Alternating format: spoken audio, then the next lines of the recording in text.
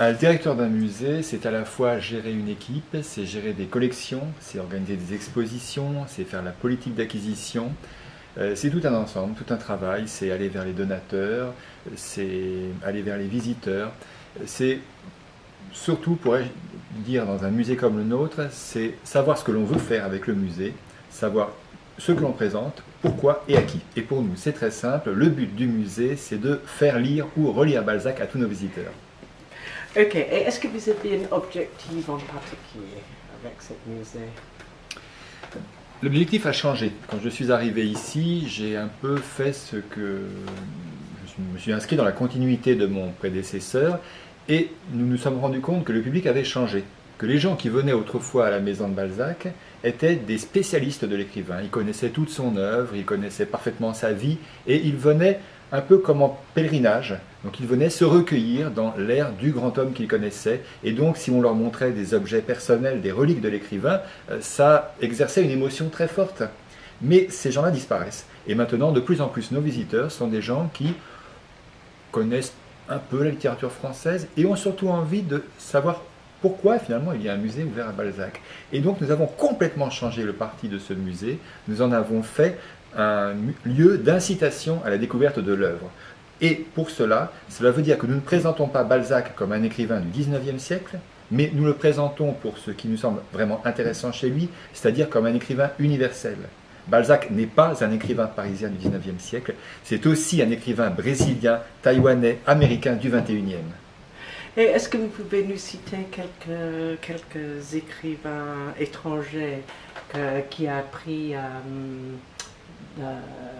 ces influences de Balzac? J'étais en Chine il y a quelques années et j'ai participé à une réunion avec des artistes chinois. Et chacun, tour à tour, c'est un peu la coutume, s'exprimait pendant 10 minutes et expliquait en quoi Balzac l'avait marqué. Eh bien, nous étions une dizaine de personnes. J'ai entendu 10 discours complètement différents. C'est vraiment cela qui fait la richesse de Balzac, c'est que chacun va y trouver une chose ou une autre, et jamais la même chose que ses voisins. Et cela est vrai pour les écrivains qu'ils soient français ou étrangers. Goethe, par exemple, admirait Balzac pour des raisons qui ne sont pas celles de l'écrivain Colette ou de celles de Marcel Proust, ou des écrivains plus contemporains, qui eux aussi regardent dans cette œuvre immense et vont y trouver des choses. Et quel est votre caractère préféré dans les œuvres? Il y a 2500 personnages dans l'œuvre de Balzac. Wow. Dans la comédie humaine, parce qu'il y a d'autres dans d'autres œuvres. 2500 qui agissent, et dans les 2500, on retrouve des gens que l'on connaît chez Balzac, comme Rastignac, Vautrin ou Henri de Marsay, mais on trouve aussi Jésus-Christ, on trouve le poète italien Dante, on trouve la reine de France, Catherine de Médicis, on trouve un ange qui s'envole de quelque part de Norvège. C'est donc extrêmement riche, extrêmement varié, et précisément parce que la comédie humaine, ça n'est pas une description du Paris du XIXe siècle, de la France du XIXe siècle. La comédie humaine, c'est une volonté qu'a Balzac de proposer une classification des espèces sociales. Son modèle, c'est Buffon, avec la classification animale. Et la comédie humaine, c'est rigoureusement la même chose. C'est-à-dire que Balzac va poser les principes de l'analyse, il va ensuite donner les mécanismes sociaux, et après il va définir les cas d'espèces, et ce sont les romans. Et bien ce système qui fait de Balzac le premier historien des mœurs, si vous voulez, ça transcende complètement la littérature. Balzac n'est pas qu'un romancier, c'est un penseur. Et vous avez un peu près de combien de visiteurs par an? En moyenne entre 45 000 et 55 000, et je dirais que c'est bien pour un musée qui est un peu excentré dans Paris et où les gens ne viennent pas par hasard. Oui, ça c'est vrai. Mais en fait, les musées qui ont des objets, des tableaux, des sculptures et tout ça,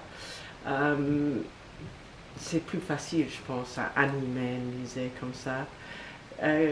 Quels sont les moyens que vous utilisez ici pour en fait développer votre idée de Balzac? Ah bah alors là c'est formidable parce que précisément l'intérêt d'un musée littéraire, c'est que l'on va mettre sur le mur des tableaux, des sculptures, des dessins, des gravures pour conduire les gens vers une œuvre littéraire. C'est une vraie gageure, c'est un défi passionnant à relever et notre objectif est précisément d'ouvrir des portes que les gens ne connaissent pas, c'est-à-dire de faire une présentation de l'œuvre de l'écrivain radicalement différente de celle qui est faite dans les lycées.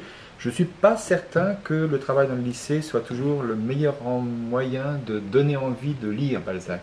C'est souvent aussi adressé à un public qui est un peu jeune pour le comprendre. Et vous avez des expositions ici, à peu près de combien par an? Alors actuellement, nous avons à peu près une exposition ici par an, mais nous en avons surtout à l'étranger. Je dis surtout parce que la maison de Balzac est un endroit délicieux, charmant, noyé dans la verdure, en plein Passy, enfin c'est magnifique. Mais les pièces sont petites. Et faire donc un projet ambitieux d'exposition, très rapidement, nous nous heurtons au mur.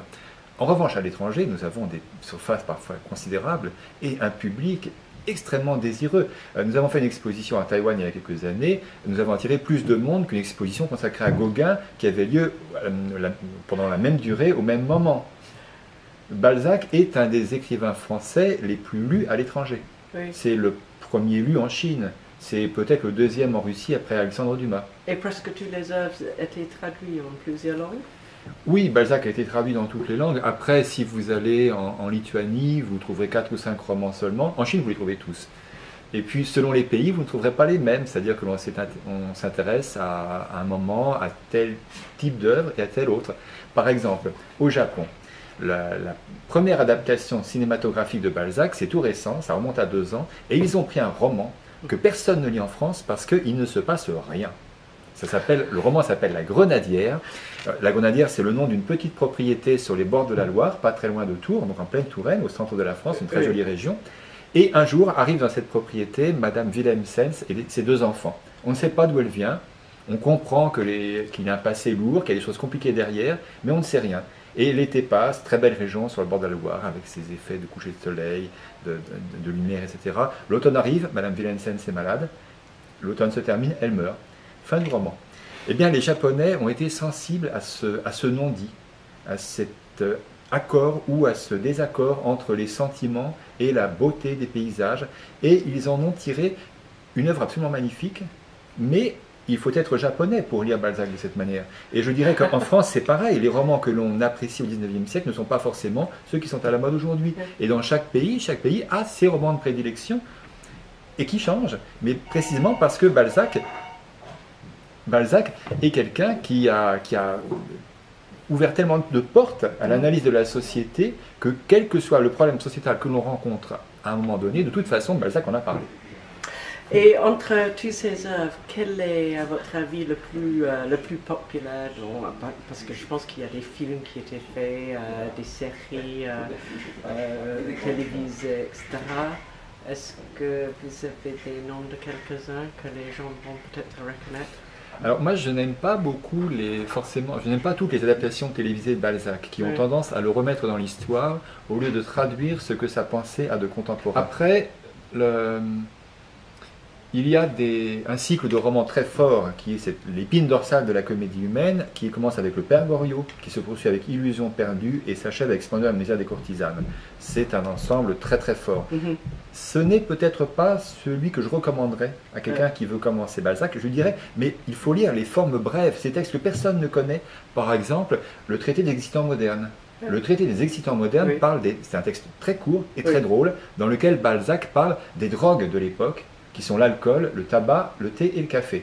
Et il en parle d'une manière absolument extraordinaire. C'est très jubilatoire et en même temps, il sait de quoi il parle et ça n'est pas que de l'humour, c'est aussi une réflexion sur la création artistique, sur la nécessité de maintenir une excitation cérébrale et la difficulté de maintenir cette excitation cérébrale. Donc, que doit faire l'artiste? Doit-il recourir à des excitants?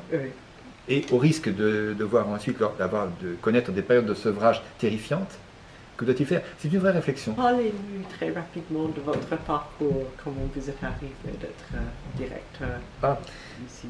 Alors j'avais commencé à être conservateur dans un service qui gérait les œuvres d'art des églises parisiennes. Donc aussi bien des vitraux que des sculptures, des peintures murales, des ornements, de l'orfèvrerie. Et j'en ai profité pour écrire une thèse sur le culte des reliques de saints au XIXe et XXe siècle. Et je dois dire que passer des reliques de saints aux reliques des grands hommes, c'est un phénomène très naturel. Mais en même temps, j'ai peut-être eu un peu trop de reliques pendant ma thèse, puisque finalement mon premier réflexe en arrivant ici a été de dissimuler les reliques de Balzac pour mettre en avant son œuvre. Vous verrez sa cafetière, vous verrez sa table de travail et vous verrez la fameuse canne qui a produit un tintamarre incroyable dans la société parisienne, puisque c'était une canne énorme et tout à fait excentrique. Et en fait, l'escalier qu'il a utilisé pour s'échapper de ses créditeurs. Alors cet escalier, vous le verrez, mais cet escalier n'existait pas du temps de Balzac, c'est un mythe, Balzac fuyant ses créanciers par l'escalier, c'est un mythe qui est apparu en même temps que l'escalier. Et c'est très intéressant parce que c'est précisément qu'un mythe apparaisse montre aussi tout l'intérêt qu'on porte à un grand homme. Et enfin, pour nos abonnés, ils aiment bien en fait découvrir les bonnes adresses. Et, donc, si vous avez une ou deux suggestions pour un café... si vous venez à la maison de Balzac, il y a 2 adresses extrêmement sympathiques juste à côté, où l'on a une cuisine traditionnelle très agréable et d'assez bons vins, qui sont le Bistrot des Vignes et une adresse qui s'appelle chez Mireille. Et qui sont rue d'Annonciation, c'est à 50 mètres du musée.